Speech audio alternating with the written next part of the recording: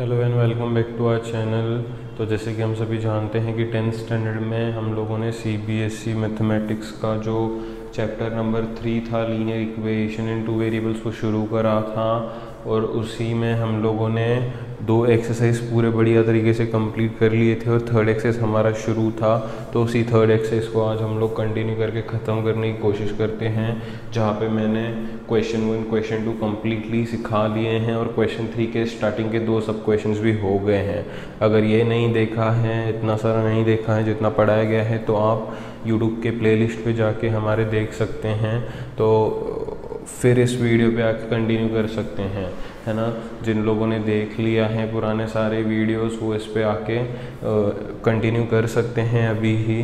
तो इसी क्वेश्चन को आगे बढ़ाते हैं, जो कि 3rd रोमन नंबर का 3rd क्वेश्चन, जहाँ पे हमें कहा गया है form linear equations and solve them by substitution method.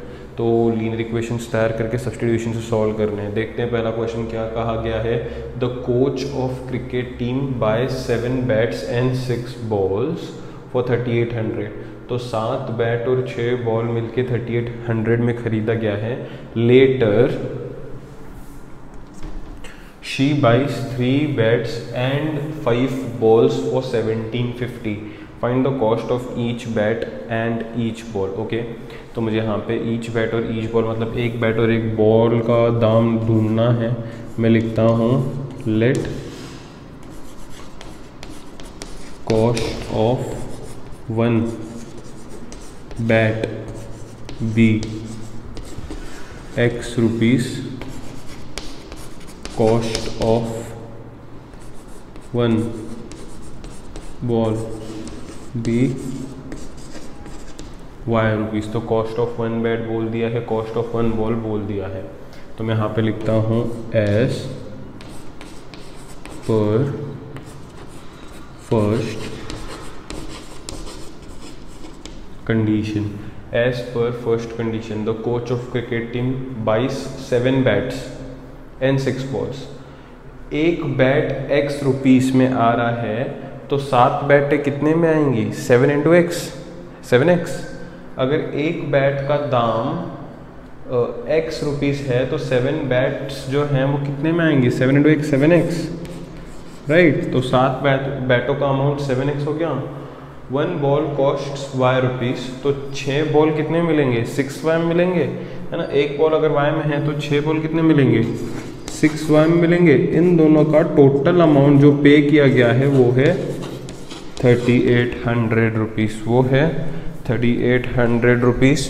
तो आई होप यहाँ तक तो सभी को समझा होगा। ये इक्वेशन 1 आ गया अपना, है ना। ये इक्वेशन 1 आ गया अपना। अब सेकेंड इक्वेशन पे बढ़ते हैं। लेटर देखो आगे क्या बोला है, शी बाइस 3 बैट्स, फिर 3 बैट्स बोले हैं। तो मैं यहाँ पे लिखता हूँ एस पर सेकेंड कंडीशन 3 बैट्स मतलब एक बैट X में है तो 3 बैट्स 3x में होगा। 5 बॉल्स, एक बॉल Y में है तो 5 बॉल्स 5y में होंगे। दोनों का टोटल अमाउंट पेड वो 1750, राइट। तो ये आ गया इक्वेशन 2। यहाँ पे मैंने 2 इक्वेशंस तो बना लिए हैं। अब सब्स्टिट्यूशन से करना है तो हमें कोई तो एक इक्वेशन को पकड़ना पड़ेगा, उसमें से एक वेरिएबल को अलग करना पड़ेगा और वो वेरिएबल का वैल्यू दूसरे में सब्स्टिट्यूट करना पड़ेगा। तो किसी का भी कर सकते हो, वैसे कुछ नहीं है, लेकिन मैंने क्या बोला था, सबसे छोटे का करोगे तो आसान रहेगा। तो यहाँ पे मुझे 3 ही सबसे छोटा लग रहा है, तो मैं यहाँ पे x को अलग कर दूँगा। तो मैं लिखता हूँ from equation 2 we get. Equation 2 से हमें क्या मिलता है, देखिए यहाँ पे ज़रा मुझे x को अलग करना है। अब थोड़ा सा सोच समझ के x को अलग करेंगे, प्लस 5y को उधर भेज देंगे। तो यहाँ पे क्या मिलेगा, 3x equal to 1750 minus 5y। अभी भी x अलग नहीं हुआ, नीचे भेज दो। x equal to 1750 minus 5y upon 3। इस तरीके से मैंने x को अलग कर दिया है। अब ये सेकेंड इक्वेशन को उठा के x को अलग करा था, सेकेंड इक्वेशन से उठा के x को अलग करा था, तो फर्स्ट में पुट कर दो, है ना। जो इक्वेशन से हम लोग x ढूंढते हैं उसी इक्वेशन में नहीं पुट कर सकते हैं, दूसरे में पुट करना है। अगर सेकंड से ढूंढा है तो फर्स्ट में पुट करेंगे, फर्स्ट से ढूंढा होता तो सेकंड में पुट करते हैं। ठीक है, तो मैं लिखता हूँ सब्स्टिट्यूट x इन इक्वेशन 1। तो इक्वेशन 1 में फिर सब्स्टिट्यूट करते हैं। ठीक है, इक्वेशन 1 पहले रीराइट करता हूँ। 7x + 6y = 3800। क्या है? 7x + 6y = 3800, ऐसा कुछ इक्वेशन है। 7x के जगह पे क्या आएगा? 1750 - 5y/3। 1750 - 5y/3, तो ये हो गया 7x प्लस आगे है 6y = 3800। अब क्या होगा पता है? अब होगा क्रॉस मल्टीप्लिकेशन। 7 अंदर दोनों के साथ मल्टीप्लाई होगा तो 7 × 1750 देखो कितना होता है? 7 0 0, राइट। 7 5 35, 7 7 49 प्लस 3 52, 7 1 7 + 5 12, तो 12,250 हो जाएगा। 7 × 5 35 आए। देखो 7 दोनों के साथ मल्टीप्लाई हुआ, नीचे क्या है? 3 है, 3 को वैसे ही रहने दो, प्लस आगे क्या है? 6y अपॉन नीचे कुछ भी नहीं मतलब 1 है अपॉन 3800। अच्छा, डिनोमिनेटर जब तक सेम नहीं करेंगे तब तक सॉल्व नहीं कर सकते, राइट। तो इसके नीचे 3 है, तो इसके नीचे 3 लाने के लिए ऊपर नीचे 3 से मल्टीप्लाई कर देंगे एलसीएम मेथड से। तो ये क्या हो जाएगा? 12,250 - 35y प्लस मानो ऊपर 3 से मल्टीप्लाई करा तो 6 3 18y, तो नीचे भी 3 हो जाएगा, इधर मल्टीप्लाई करेंगे तो इधर भी 3 है इधर भी 3 है, तो डिनोमिनेटर कॉमन हो गया 3, है ना, = 3800। अब हम लोग 12,250 वैसे ही रखते हैं, माइनस प्लस माइनस हो जाएगा। 35 में से 18 माइनस करोगे तो कितना मिलेगा? 17 मिल जाएगा। 35 में से 18 माइनस करोगे तो कितना मिल जाएगा? 17 मिल जाएगा। दोनों में से बड़ा कौन है? 35 है, तो ग्रेटर नंबर साइन देखेंगे तो 17y हो जाएगा, है ना। और ये नीचे का 3 ऊपर भेज देते 3800 के पास, तो 3800 × 3 हो जाएगा। तो 12,250 - 17y = ये 0 एज इट इज़। 3 8 24, 3 3 9 10 11,400 हो जाएगा। अब मैं क्या करता हूँ? 17y है ना, मुझे y ढूंढना है, तो 17y को उधर लेता हूँ, 11,400 को इधर लेता हूँ, तो यहाँ पे क्या होगा? 12,250 - 11,400 = 17y, ये ऐसा हो जाएगा।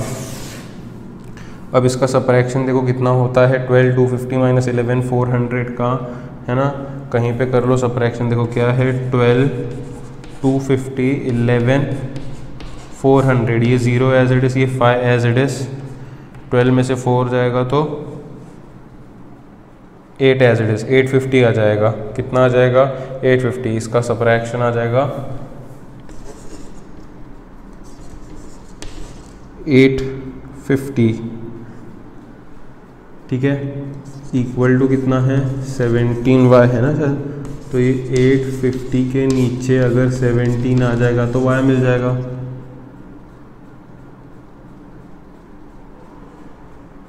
सेवेंटीन 1 17, 5 होता है, 0 एज इट इज, तो y कितना मिला? 50, है ना। अब इस y को पुट करते हैं इक्वेशन 3 में, तो x मिल जाएगा। सब्स्टिट्यूट y इन इक्वेशन 3। इक्वेशन 3 क्या था? x = 1750 - 5y, y तो 50 है ना, तो 5 × 50 अपॉन नीचे क्या था?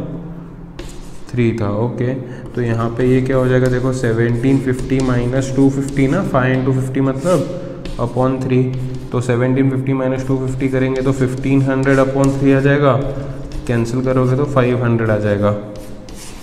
तो नीचे स्टेटमेंट लिखना x और y मिलने के बाद, cost of 1 bat is 500 rupees, cost of 1 ball is 50 rupees. तो इस तरीके से ये सब्स्टिट्यूशन मेथड से किया, जहाँ पे मैंने 2 इक्वेशंस बनाए, एक इक्वेशन को लेके एक वेरिएबल अलग करा और वो दूसरे में पुट किया। आई होप सबको समझा होगा सब्स्टिट्यूशन मेथड। अभी कम से कम मुझे लग रहा है नहीं बोल के भी एक 15 क्वेश्चंस हो गए हैं, क्योंकि 6 तो पहले एक्सरसाइज के थे, फिर 6 मैंने दिए थे 12, फिर उसके बाद सेकेंड क्वेश्चन कल किया 13 और 2 मैंने और कल सिखाए थे इस रोमन नंबर के। तो बराबर 15 क्वेश्चन हमने अब तक कर लिए हैं। 16 क्वेश्चन है सब्स्टिट्यूशन से। आई होप अब तक सबको सब्स्टिट्यूशन मेथड करने आता होगा खुद से। फटाफट से ये मस्त तरीके से नोट कर लो स्क्रीन पॉज करके। तो आइए क्वेश्चन नंबर 4 पे बढ़ते हैं और देखते हैं 4th क्वेश्चन में क्या दिया गया है। The taxi charge consists of a fixed charge together with charge for distance covered. तो एक टैक्सी चार्ज है जो कि कुछ इस तरीके से लिया जाएगा, एक फिक्स्ड चार्ज होगा, एक चार्ज ऑफ डिस्टेंस होगा। फिक्स्ड चार्ज मतलब टैक्सी अगर बुक किया मैंने तो वो चार्ज मुझे पे करना ही होगा, है ना। एज सून एज मैं टैक्सी बुक करता हूँ वो चार्ज मुझे पे करना ही होगा। फिर उसके बाद जितने किलोमीटर में ट्रैवल करूँगा उतना चार्ज पर किलोमीटर के हिसाब से अलग से लिया जाएगा, है ना। तो for a distance of 10 kilometre the charge paid was 105। 10 kilometre के लिए 105 रुपये भरे गए थे। And for the journey of 15 kilometre charge paid was 155। 15 kilometre के लिए 155 पे किया गया था। What are the fixed charges and charge per kilometre, दोनों ढूंढने मुझे। How much does a person pay for travelling 25 kilometres. अगर कोई 25 किलोमीटर ट्रैवल करेगा तो उसे कितना पे करना पड़ेगा, ऐसा मुझे लास्ट में पूछा गया। ठीक है, तो कोई दिक्कत वाली बात नहीं है। यहाँ पे मैं लिखता हूँ, यहाँ पे let fixed charge be X rupees, charge per kilometre be y rupees. Fixed charge जो है उसको X रुपीस बोला है, चार्ज पर किलोमीटर को बाय रुपीस बोला है ना। समझ में आ रहा है ना तुम लोगों को। एज सून एज मैं टैक्सी को बुक करता हूँ तो मुझे वो फिक्स्ड चार्ज पे करना ही पड़ेगा। मान लो मैंने टैक्सी को बुक कर लिया और बाद में मुझे टैक्सी की ज़रूरत नहीं पड़ी, मेरा काम हो रहा है, कुछ और अल्टरनेटिव मुझे मिल रहा है, तो भी मुझे वो फिक्स्ड चार्ज पे करना पड़ेगा क्योंकि मैंने टैक्सी बुक करा था। आया समझ में। तो इसलिए ही फिक्स्ड चार्ज लिया जाता है, क्योंकि बहुत बार क्या होता है कि लोग टैक्सी बुक तो करते हैं लेकिन बाद में कोई अल्टरनेटिव आ जाता है तो फिर वो अल्टरनेटिव से चले जाते हैं और टैक्सी जो है वो उधर ही सपोज टैक्सी मैंने बुक करा, वो हाफ वे आ चुका है लेकिन मुझे कोई अल्टरनेटिव मिल गया तो मैं क्या करूँगा, टैक्सी कैंसिल करूँगा। तो जो टैक्सी वाला होगा तो उसका तो उतना लॉस हो रहा है ना। तो इसलिए उन लोगों ने ऐसा कुछ सिस्टम निकाला है जहाँ पे टैक्सी बुक करने में मुझे फिक्स चार्ज भरना ही होता है। तो कोई भी अगर टैक्सी बुक करता है तो फिर वो कैंसिल करने का ज़्यादा सोचता नहीं क्योंकि उसको फिक्स चार्ज भरना पड़ेगा ही, राइट। तो इसलिए जो टैक्सी होता है उसका जो चार्ज है आजकल ऐसा लिया जाता है कि वी हैव टू पे फिक्स्ड चार्ज, है ना। उसको बुकिंग चार्ज भी बोल सकते हैं एंड चार्ज पर किलोमीटर। फिर जितने किलोमीटर ट्रैवल करते हो उतने किलोमीटर से चार्ज लिया जाता है। मान लो 1 किलोमीटर का 10 रुपये है और मैं 5 किलोमीटर जा रहा हूँ तो मुझे 10 × 5 50 रुपये तो भरना ही पड़ेगा डिस्टेंस का, और जो बुकिंग चार्ज था वो भी मुझे भरना पड़ेगा। तो इस हिसाब से वो टोटल करके चार्ज करते हैं। तो इसीलिए फिक्स्ड चार्ज को X बोला है, चार्ज पर किलोमीटर को Y बोला है। तो वो लोग बोलते हैं for a distance of 10 kilometre charge paid was 105। 10 kilometre के लिए 105 भरा था, ठीक है। तो मैं लिखता हूँ एज पर कंडीशन। मान लो मैंने टैक्सी बुक किया तो मुझे ये फिक्स्ड चार्ज भरना ही है और मैं कितने किलोमीटर जा रहा हूँ, 10 किलोमीटर। 1 किलोमीटर का चार्ज Y है, 10 किलोमीटर का चार्ज कितना होगा, 10Y। दोनों को मिला के टैक्सी वाले ने मुझसे 105 रुपये खरीदे। तो इस तरीके से इक्वेशन बनता है। आई होप सभी को समझा होगा। ये बुकिंग चार्ज है, ये डिस्टेंस चार्ज है, दोनों को मिला के टैक्सी वाला लेता है। As per second condition for travelling 15 kilometres charge was 155। मान लो कोई और है जिसने टैक्सी बुक करा तो बुकिंग चार्ज भरो। कितना किलोमीटर गया, 15 किलोमीटर। 1 किलोमीटर का Y है तो 15 किलोमीटर का 15Y भरो। तो टोटल टैक्सी वाले ने 155 चार्ज कर लिया यहाँ पे। ये इक्वेशन 1 हो गया, ये इक्वेशन 2 हो गया। सब्स्टिट्यूशन से करना है तो सबसे छोटा वेरिएबल x ही दिखेगा दोनों केसेस में, तो एक केस का x जो है वो सिंप्लीफाई करो और दूसरे में सब्स्टिट्यूट करो। मैं फर्स्ट वाले से x का वैल्यू ढूंढता हूँ, तो मैं लिखता हूँ फ्रॉम 1 वी गेट। अभी थोड़ा सा डायरेक्ट करता हूँ, अगर x का वैल्यू चाहिए तो 10y को उधर भेजोगे तो x क्या मिलेगा 105 माइनस 10y, इसको 3 बोल दो, है ना। x मिल गया, फर्स्ट से मिला x तो सेकेंड में पुट करो, substitute x in equation 2। Equation 2 में सब्सटीट्यूट करते हैं, ये है सेकेंड इक्वेशन। इक्वेशन सेकेंड पहले मैं रीराइट करता हूँ, x plus 15y equal to 155। x के जगह पे क्या आएगा 105 माइनस 10y, x के जगह पे क्या आएगा 105 माइनस 10y, ये तो x की जगह पे आया। आगे क्या है प्लस 15y इक्वल टू 155, तो 105 minus 10y plus 15y plus 5 आ जाएगा, minus plus minus and all सब करके, ठीक है। आई होप ये तो करने आता ही है। 105 शिफ्ट करोगे तो 5y इक्वल टू 155 माइनस 105, तो 5y इक्वल टू 155 माइनस 105 करोगे तो 50, तो y कितना आएगा 50 डिवाइड बाय 5, 10 आ गया। y कितना आ गया 10 आ गया। y को पुट करोगे तो x मिलेगा ना, सब्सटीट्यूट y इन 3, ये थर्ड इक्वेशन में पुट करते हैं। x equal to 105 minus 10y था, x equal to 105 minus 10y था, लेकिन y तो 10 आया ना, समझ रहे हो मैं क्या बोल रहा हूँ। 105 माइनस 10y था लेकिन y तो 10 आया ना, तो x equals to 105 minus 100, x equals to 5। तो इस तरीके से मैंने x और y ढूंढ लिया। तो लिखने का fixed charges 5 rupees, charge per kilometre is 10 rupees. उसके बाद इन लोगों ने पूछा how much does a person pay for travelling 25 kilometres, तो मैं लिखता हूँ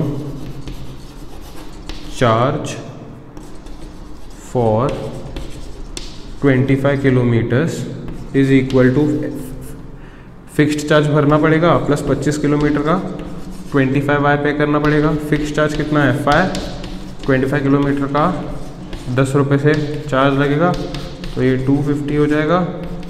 तो 255 पर्सन हैज टू पे 255 फॉर ट्रैवलिंग 25 किलोमीटर्स। तो इस तरीके से ये क्वेश्चन भी खत्म हुआ। आई होप सबको समझा होगा। स्क्रीन पॉज करके नोट कर लो।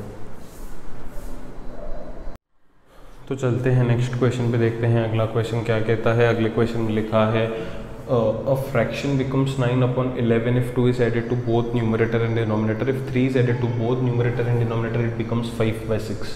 Find the fraction. तो यहाँ पे बात हो रही है एक फ्रैक्शन की। फ्रैक्शन माने न्यूमरेटर डिनोमिनेटर, राइट। तो अगर मुझे फ्रैक्शन ढूंढना है मतलब मुझे न्यूमरेटर और डिनोमिनेटर दोनों ढूंढना है। तो मैं लिखता हूँ let numerator be x, denominator be y। मैं तो शॉर्ट फॉर्म लिख रहा हूँ, एग्जाम में ढंग से लिखना। तो a fraction becomes 9/11 if 2 is added to both numerator and denominator. तो as per condition,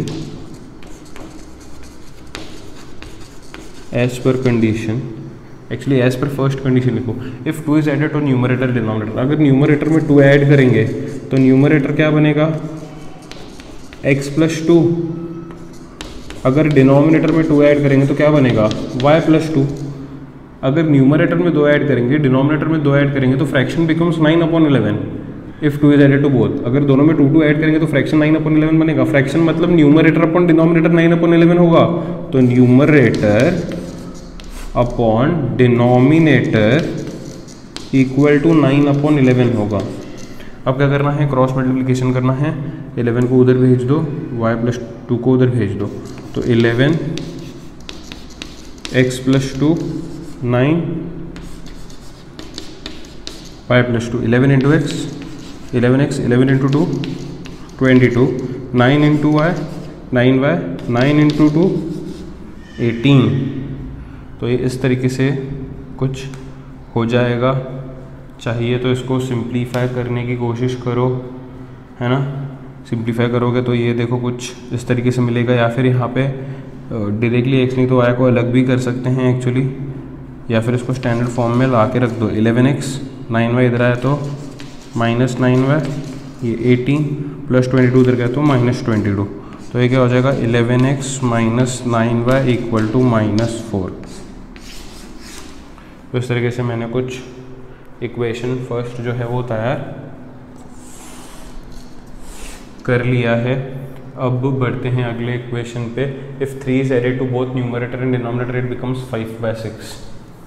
तो as per second condition 3 is added to both बोला है न्यूमरेटर एंड डिनोमिनेटर। तो न्यूमरेटर में अगर 3 ऐड करेंगे तो x + 3 हो जाएगा, डिनोमिनेटर में 3 ऐड करेंगे तो y + 3 हो जाएगा। Fraction becomes 5/6। फ्रैक्शन जो होगा फिर 5/6 हो जाएगा। फ्रैक्शन मतलब न्यूमरेटर अपॉन डिनोमिनेटर। तो न्यूमरेटर x + 3 है, डिनोमिनेटर y + 3 है, फ्रैक्शन बिकम्स 5/6 मतलब इक्वल टू 5/6। बिल्कुल पुराने कंडीशन के हिसाब से कर लिया इसको भी। फिर से क्रॉस मल्टीप्लिकेशन होगा, ठीक है। तो ये 6 ऊपर आएगा तो ये x + 3 के पास जाएगा, 5 के पास कौन आएगा y + 3। तो ये हो जाएगा 6x + 6 × x 6x 6 3 18, दोनों के साथ मल्टीप्लाई होता है तो मालूम ही है ना सबको। 5 × y 5y 5 × 3 15। टर्म्स को शिफ्ट मारो बाबा, यहाँ पे ये 6x है, 5y इधर है तो -5y हो जाएगा, ये 15 है प्लस 18 उधर गया तो -18 हो जाएगा। 6x - 5y equal to -3। दो इक्वेशंस अपन ने बना लिए हैं। इसको दे दो इक्वेशन 1, इसको दे दो इक्वेशन 2। सबसे छोटा क्या लग रहा है 5y लग रहा है मुझे तो y को सब्जेक्ट करते हैं यहाँ पे करते हैं। चलो इक्वेशन 2 से फ्रॉम इक्वेशन 2 मैंने क्या बोला, जिसको भी सब्जेक्ट करते हैं वो पॉजिटिव चाहिए, तो पॉजिटिव करने के लिए उसको इधर भेजो, -3 को इधर भेजो। तो 6x - 3 इधर आएगा +3 हो जाएगा इक्वल टू -5 उधर जाएगा +5 हो जाएगा। तो ये क्या होगा 6x + 3 upon 5 equal to y। तो इस तरीके से हो जाएगा, इसको इक्वेशन 3 बोलते हैं। तो y का वैल्यू यहाँ पे मिल गया। तो ये y का वैल्यू कहाँ से मिला, सेकेंड इक्वेशन से मिला। तो फर्स्ट में पुट करेंगे, सब्सटीट्यूट y इन इक्वेशन 1। क्या है 11x - 9y, 11x - 9y equal to -4 equal to -4। तो ये 11, ये x, ये माइनस, ये 9। y की जगह पे क्या लिखेंगे 6x + 3 upon 5, 6x + 3 upon 5 equal to -4। अभी कुछ बच्चे क्या गलती करते हैं 5 को ऊपर भेज देते, नहीं भेज सकते। कॉमन में रहा ना सबके नीचे 5 तो ही ऊपर जाता है। तो कॉमन में लाने के लिए मुझे इसको ऊपर नीचे ना 5 से मल्टीप्लाई करना पड़ेगा। तो ऊपर क्या होगा 55x हो जाएगा, नीचे क्या हो जाएगा 5, इसके नीचे भी 5 है, इन दोनों के नीचे भी 5 है। तो कॉमन में अभी 5 नीचे आ गया है, समझा। ये -9 दोनों से अंदर मल्टीप्लाई करो, -9 6 -54x ना, -9 × 3 -27 इक्वल टू -4। तो ये इस तरीके से हो जाता है यहाँ पे, ठीक है। तो यहाँ पे क्या होगा देखिए 55x - 54x, सिर्फ x बचेगा, 55 में से 54 माइनस होगा तो 5 ऊपर जाएगा तो -27 इक्वल टू -4 × 5 हो जाएगा। तो x - 27 इधर ही रहेगा। देखो ये दोनों x में कन्वर्ट हो गया, -27 वैसे ही है, 5 ऊपर जाएगा तो -4 × 5 is -20। So what is x? x is -20 + 27 ना, x इज 7। x तो मुझे 7 मिल गया। इस x को इक्वेशन 3 में पुट करके y ढूंढ लो। Substitute x in equation 3। देखो इक्वेशन 3 क्या है, y इक्वल टू 6x है, 6x तो 7 आया +3 अपॉन 5। तो 6 7 का कितना होता है 42 ना, तो 42 + 3 अपॉन 5, 42 + 3 45 अपॉन 5। तो y कितना मिला 9।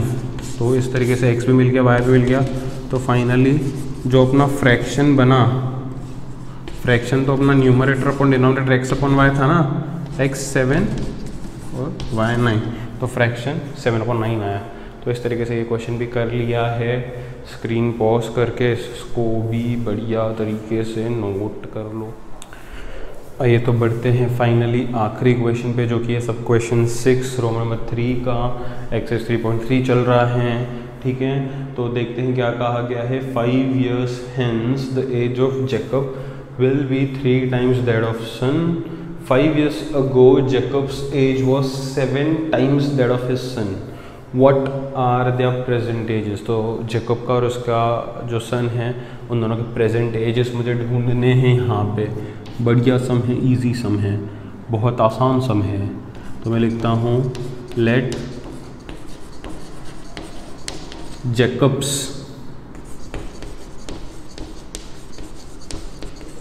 Present age be x years। मैं लिखता हूँ his sons